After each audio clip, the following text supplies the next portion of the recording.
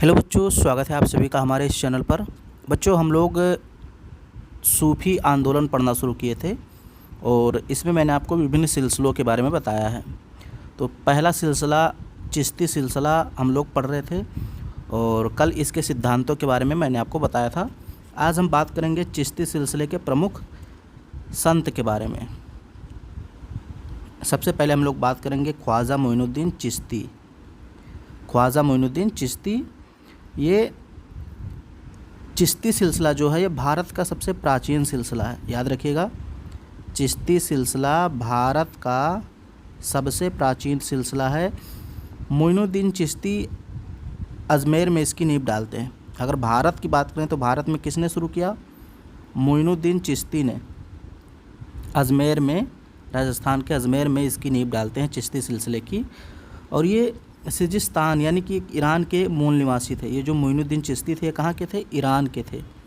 Iran में एक प्रांत है सिजिस्तान, यहाँ पे आप मैप में देख लीजिए। यहाँ से ये भारत आए थे मोहम्मद गौरी की सेना के साथ 1192 ईस्वी में।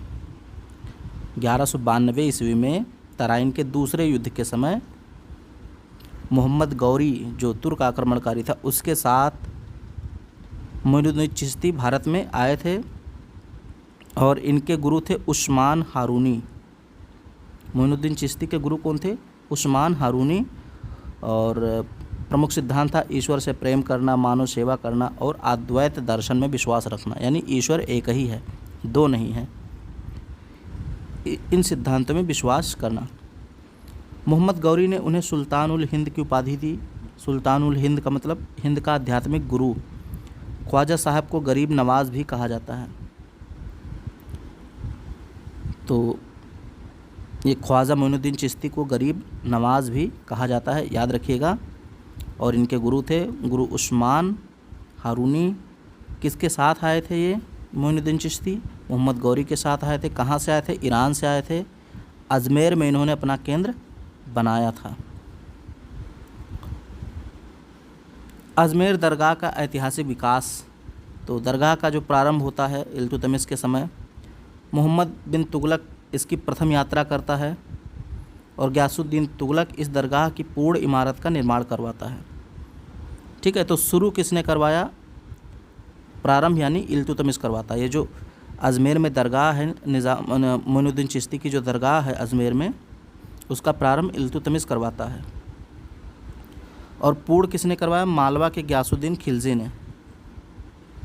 मालवा के गयासुद्दीन खिलजी, ये मालवा के शासक थे, इन्होंने इसका पुनर्निर्माण करवाया। दरगाह का सबसे पहले किताबी उल्लेख 14वीं शताब्दी में मिलता है। मोहम्मद बिन तुगलक पहला सुल्तान था जो मोइनुद्दीन चिश्ती की दरगाह पे गया था। मोहम्मद बिन तुगलक वंश का शासक था और ये पहला सुल्तान था जो मोइनुद्दीन चिश्ती की दरगाह पे गया था। मज़ार पर पहली इमारत मालवा के सुल्तान गयासुद्दीन खिलजी ने 15वीं शताब्दी में बनवाया था। तो ये देखिए, गयासुद्दीन खिलजी ने पूर्ण इमारत बनवाया था। अब मुग़ल संरक्षण की बात कर लेते हैं। तो अकबर पहली बार 1562 ईस्वी में यहाँ आया था अजमेर में और 1580 ईस्वी तक कुल 14 बार दरगाह आया। यानी 1562 से लेकर के 1580 के बीच कुल 14 बार इस दरगाह पे आया था, अजमेर की दरगाह पर अकबर ने 2 बार पैदल यात्रा भी की थी।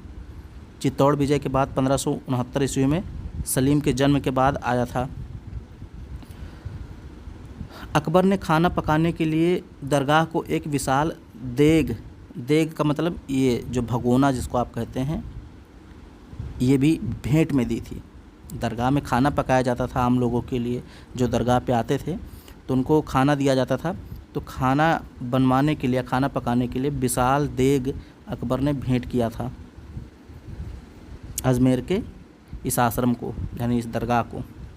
मुग़ल शहज़ादी जहां आरा भी मोइनुद्दीन चिश्ती की जीवनी मुनिस अल अरवाह लिखती है। बहुत इम्पॉर्टेंट है ये लाइन। मोइनुद्दीन चिश्ती की जो जीवनी है मुनिस अल अरवाह, इसको कौन लिखती है? जहां आरा लिखती है। जहां आरा जो शाहजहां की बेटी थी।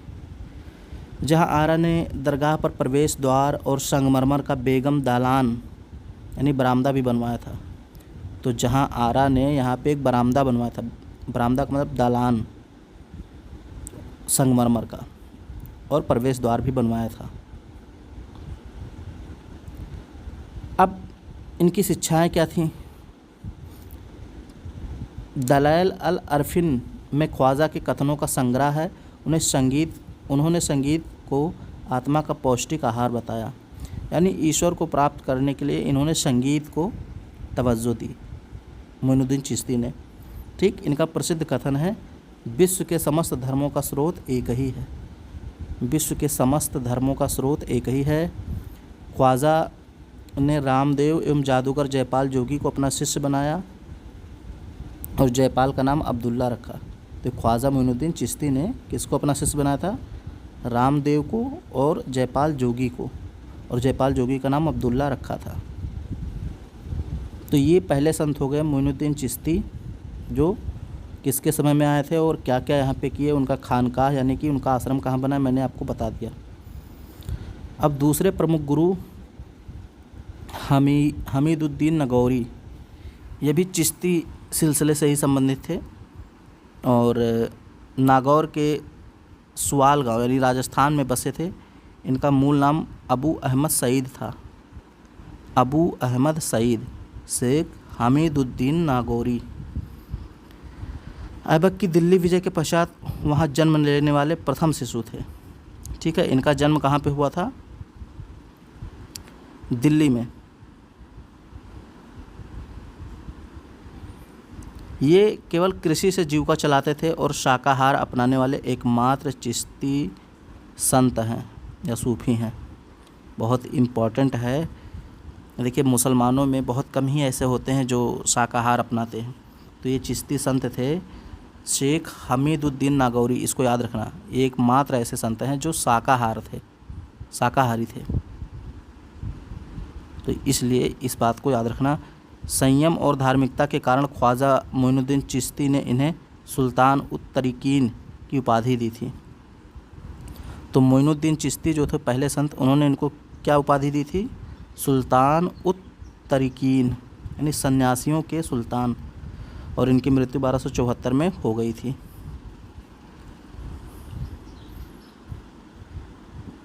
अब थोड़ा सा इसमें एक कन्फ्यूज़न देख लेते हैं। शेख हमीदुद्दीन नागौरी अलग थे और काजी हमीदुद्दीन नागौरी अलग थे।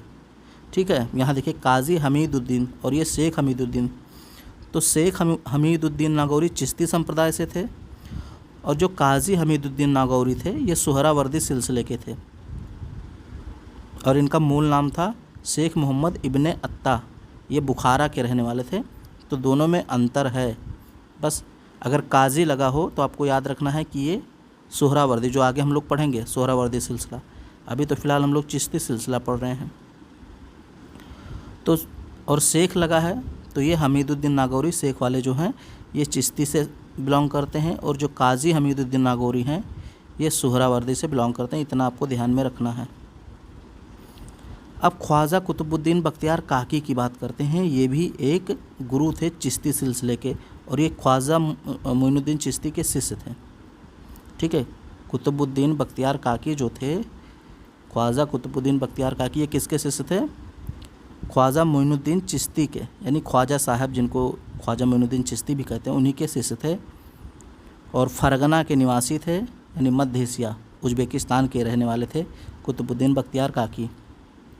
इल्तुतमिश के समकालीन थे और ख्वाजा साहब ने ही, यानी ख्वाजा साहब अगर बोलूँ तो इसका मतलब मोइनुद्दीन चिश्ती ने उन्हें बख्तियार की उपाधि दी। बख्तियार का मतलब भाग्य बंधु। दिल्ली में आए थे इल्तुतमिश के शासनकाल में। शेखुल इस्लाम का पद इन्होंने अस्वीकार कर दिया। यह पद शेख नज़मुद्दीन सुगरा को मिला, जिन्हें इल्तुतमिश पिताजी कहता है।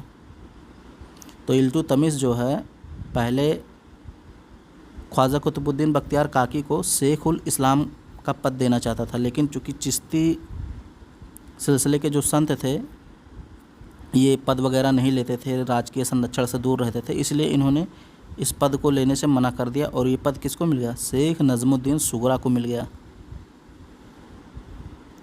पानीपत के प्रथम युद्ध के विजय प्रांत बाबर बख्तियार काकी की दरगाह पे आया था, इसको भी याद रखिएगा। 1526 में जब पानीपत का युद्ध बाबर जीतता है तो बाबर कहाँ जाता है? ख्वाजा कुतुबुद्दीन बख्तियार काकी की दरगाह पर। फिर अगले संत हैं शेख फरीदुद्दीन गंज ए सकर, इनको बाबा फरीद भी कहते हैं।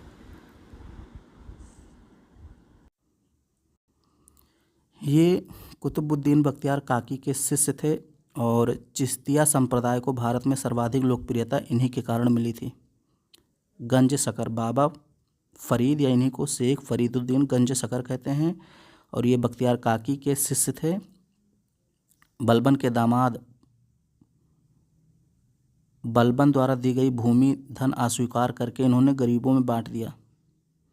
ठीक है, तो ये बलबन के दामाद भी थे और इनको बलबन के द्वारा भूमि दी गई थी, धन दिया गया था, तो इन्होंने सब गरीबों में बांट दिया था। मुल्तान में इनका जन्म हुआ था और अजोधन यानी पाकिस्तान में एक स्थान है अजोधन, वहाँ में निवास करते थे, उनकी मज़ार भी वहीं पे है। तो अजोधन में किसकी मज़ार है? गंज सकर, शेख फरीदुद्दीन गंज सकर या बाबा फरीद की जो मज़ार है वो अजोधन में है, पाकिस्तान में है। बाबा फरीद चिल्ले माकूस का अभ्यास करते थे। चिल्ले माकूस मैंने कल की वीडियो में बताया था, उल्टा लटकना, तो इसका अभ्यास करते थे। बाबा फरीद की साहित्यिक एवं आध्यात्मिक विरासत देखते हैं तो बाबा फरीद के जो वचन हैं या इनके जो कथन हैं एक गुरु ग्रंथ साहिब में संकलित है और पंजाबी भाषा का प्रथम कवि भी बाबा फरीद को माना जाता है। पंजाबी भाषा का प्रथम कवि माना जाता है फरीद को। इनके कई शिष्य थे जैसे निज़ामुद्दीन औलिया, अलाउद्दीन साबिर, शेख जमालुद्दीन गजनी, ये सब इनके शिष्य थे। बाबा फरीद के शिष्य अलाउद्दीन साबिर ने साबरी उपशाखा बनाया और निज़ामुद्दीन औलिया ने निज़ामी उपशाखा बनाया। अब निज़ामुद्दीन औलिया को देखते हैं, ये भी चिश्ती सिलसिले के संत थे और ये सबसे लोकप्रिय चिश्ती संत थे। इनका जन्म बदायूं में हुआ था, उत्तर प्रदेश में। वास्तविक नाम इनका था मोहम्मद बिन अहमद बिन दानियाल अल बुखारी। ये बाबा फरीद के शिष्य थे। हिंदुओं समेत सभी वर्गों से मुक्त रूप से मिलते थे, यानी सभी लोग इनका सम्मान करते थे, चाहे हिंदू या मुसलमान। और निज़ामुद्दीन औलिया के जो प्रिय शिष्य थे वो थे अमीर खुसरो। आगे हम लोग अमीर खुसरो की बात करेंगे। खुसरो ने औलिया की मृत्यु के दूसरे दिन प्राण त्याग दिए, यानी जिस दिन निज़ामुद्दीन औलिया की मृत्यु हुई उसके दूसरे दिन अमीर खुसरो यानी जो निज़ामुद्दीन औलिया के शिष्य थे अमीर खुसरो, उनकी भी मृत्यु हो गई। अमीर खुसरो ने कौल यानी कव्वाली की शुरुआत का प्रचलन किया और चिश्ती समा को विशिष्ट आकार दिया। चिश्ती समा मतलब संगीत, चिश्ती संगीत को भी खुसरो ने बढ़ावा दिया था। औलिया के जनाजे को नमाज सोहरावर्दी शेख रुकनुद्दीन ने पढ़ाई। औलिया के जनाजे की जो नमाज है वो किसने पढ़ाई थी? सोहरावर्दी सिलसिले के एक संत थे शेख रुकनुद्दीन, इन्होंने पढ़ाई थी।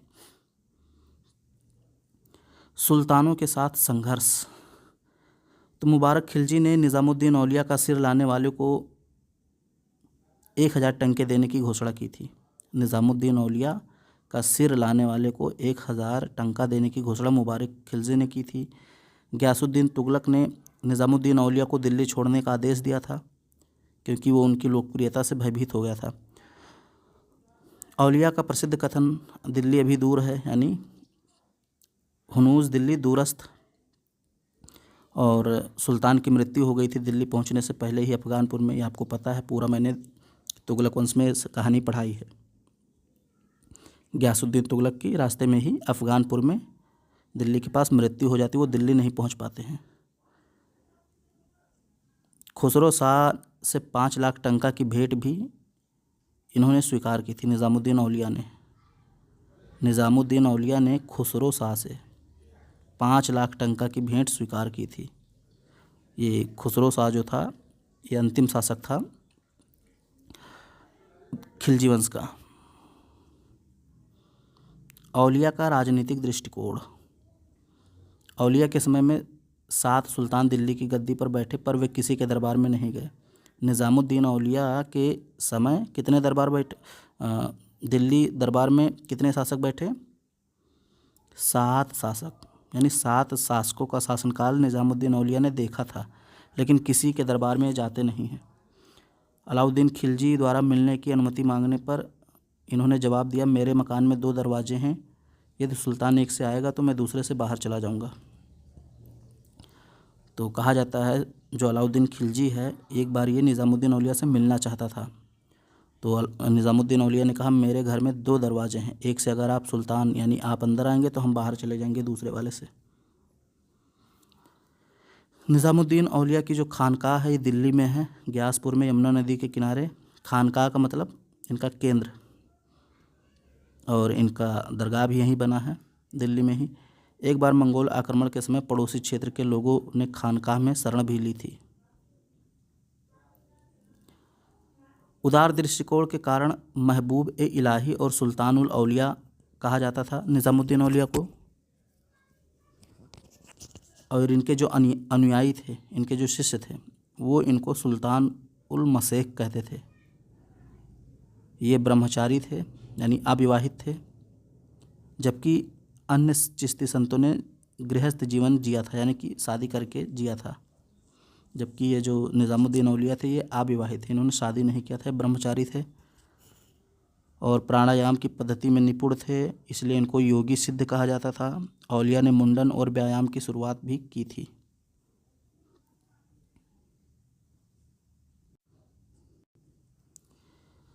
दर्शन, साहित्य और मकबरा। इन्होंने सुलह ए कुल का सिद्धांत दिया। सुलह ए कुल का मतलब सभी धर्मों के साथ सहिष्णुता की भावना रखना। रहतुल कैलुब की रचना भी इन्होंने की, एक ग्रंथ है रहतुल कैलुब, तो इसकी रचना निज़ामुद्दीन औलिया ने की थी। इनका कथन था, कुछ हिंदू जानते हैं कि इस्लाम एक सच्चा धर्म है, लेकिन वे इस्लाम को कबूल नहीं करते। ये इन्होंने ही कहा था। अमीर हसन सिज्जी ने फवायदुल फुआद में उनकी वार्ताओं का संग्रह किया है। निज़ामुद्दीन औलिया खुले मैदान में विश्राम करना चाहते थे, किंतु मोहम्मद बिन तुगलक ने मकबरा बनवा दिया। कहने का मतलब निज़ामुद्दीन औलिया चाहते थे कि इनका मकबरा ना बने, लेकिन मोहम्मद बिन तुगलक ने इनका मकबरा बनवा दिया।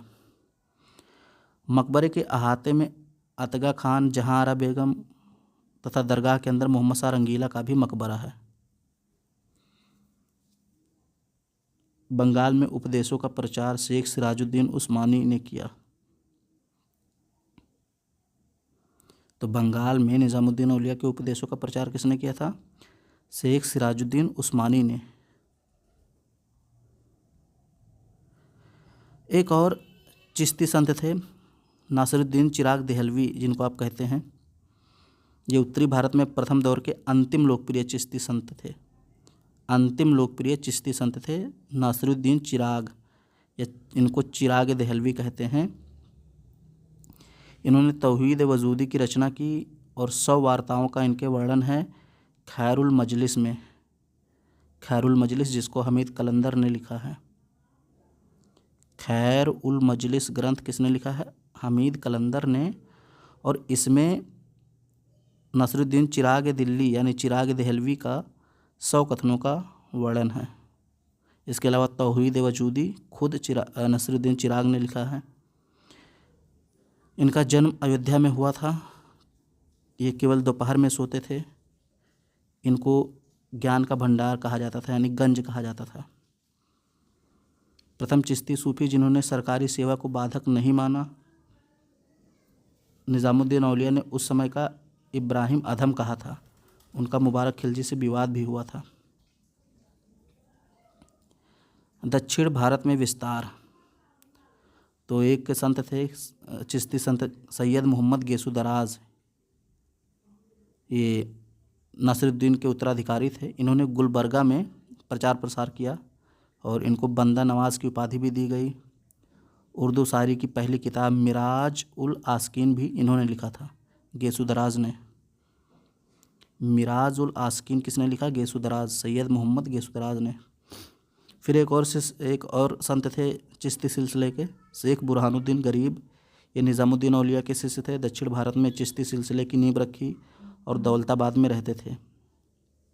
तो शेख बुरहानुद्दीन गरीब को याद रखना, इन्होंने दक्षिण भारत में चिश्ती सिलसिला फैलाया था और नींव रखी थी।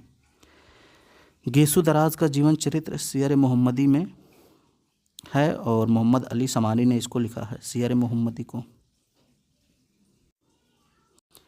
शेख अब्दुल कुद्दूस गंगोही ये भी शिष्य थे। कई बार पूछा था कि चिश्ती सिलसिले से संबंधित शिष्य कौन थे या कौन नहीं थे, तो ये सब आपको याद रखना है। गंगोही जो थे, शेख अब्दुल कुद्दूस गंगोही, ये लोदी और बाबर कालीन सबरी शाखा के संत थे। मतलब चिश्ती की ही एक शाखा थी, सबरी शाखा। और इनका खानकाह जो है सहारनपुर में है, उत्तर प्रदेश में सहारनपुर में।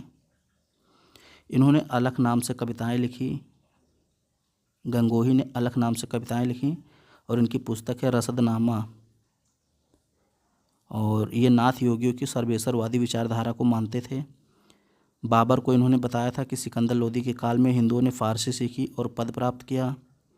बंगाल के शासक हुसैन शाह का सत्यपीर आंदोलन चिश्ती संप्रदाय से प्रेरित था। मुगल काल में भी कई संत थे जो चिश्ती सिलसिले से संबंधित थे, जैसे शेख सलीम चिश्ती, ये बहुत विख्यात थे। शेख उल हिंद इनको कहा जाता था और इन्होंने 24 बार मक्का की यात्रा की थी। अकबर इनका बहुत सम्मान करता था। इनका मकबरा भी फतेहपुर सीकरी में अकबर ने बनवाया था। जहांगीर और अकबर के दूसरे बेटे मुराद का जन्म इनकी कुटिया में हुआ था। ठीक है, जहांगीर का जन्म भी हुआ था जिनका नाम सलीम रखा गया था। तो शेख सलीम चिश्ती के दरगाह में ही, उनके कुटिया में ही इनका जन्म हुआ था जहांगीर का, और मुराद का भी जन्म कुटिया में हुआ था, शेख सलीम चिश्ती की कुटिया में, उनके आश्रम में। शेख फरीदुद्दीन मसूद के उपदेश सुरूर उस सुदूर में है। औरंगजेब के समय शेख कलीमुल्ला के नेतृत्व में चिश्ती सिलसिले को पुनर्जीवित करने का प्रयास किया गया। तो शेख कलीमुल्ला भी चिश्ती सिलसिले से संबंधित हैं। तो ये थे चिश्ती सिलसिले से रिलेटेड प्रमुख संत और इनके बारे में मैंने आपको बताया। अब आगे हम लोग सोहरावर्दी सिलसिला पढ़ेंगे। वीडियो पसंद आए तो उसको लाइक शेयर सब्सक्राइब जरूर करें।